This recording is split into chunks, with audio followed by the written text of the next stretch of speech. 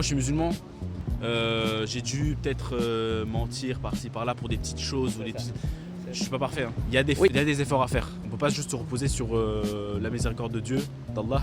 Je veux partager ce que je crois. Je suis chrétien et je suis d'accord avec vous que nous ne sommes pas parfaits. Et en fait, ça c'est le problème de l'humanité. Parce que si Dieu a donné les 10 commandements, donc le 9e dit qu'il ne faut pas mentir, le 8e dit qu'il ne faut pas voler, par exemple, le 7 dit qu'il ne faut pas commettre de l'adultère, mais Jésus, que vous reconnaissez aussi comme un prophète, il a dit que si on regarde quelqu'un avec la convoitise, c'est-à-dire vous êtes ici et vous regardez une femme avec des désirs charnels, vous avez déjà commis de l'adultère dans votre cœur avec elle. Si c'est vrai, si Dieu est saint, il doit punir les péchés, il doit nous envoyer en enfer, y compris les personnes qui ont demandé pardon ou qui se sont confessées devant les autres personnes.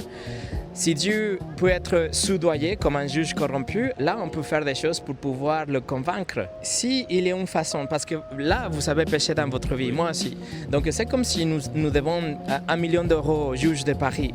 Le juge de l'univers, Dieu, il va être 1000 fois plus sévère, 1 million de fois plus sévère que le juge de Paris. Vous devez payer 1 million d'euros parce que vous avez brisé la loi, exactement. Et cette personne, le juge, il va vous envoyer en enfer ou en prison pour toute la vie. Sauf si il y a quelqu'un qui paye la dette. Si quelqu'un paye la dette, là, Dieu serait juste, mais aussi il ferait justice en même temps, vous voyez? Par exemple à Jésus, c'est ça? C'est ce qui s'est passé avec lui. Si Dieu paye votre dette, Dieu peut pardonner, pas parce que vous le méritez ou pas parce qu'il est miséricordieux. Oui, il est, mais il est aussi juste. Si vous avez la repentance, le numéro 2, la foi en Jésus seul, vous pouvez avoir la vie éternelle selon ce qu'il a dit dans la Bible.